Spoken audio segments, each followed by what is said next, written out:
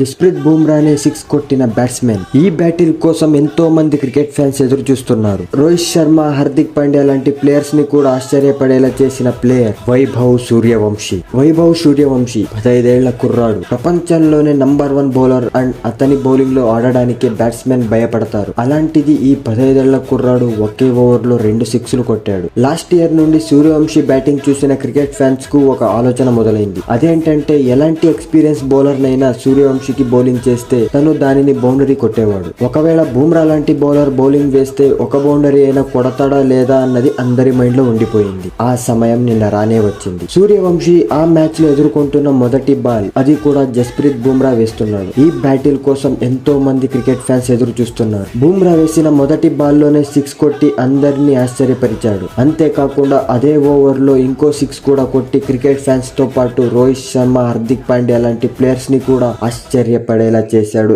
ఈ 15 ఏళ్ల కుర్రాడు వైభవ్ సూర్యవంశీ.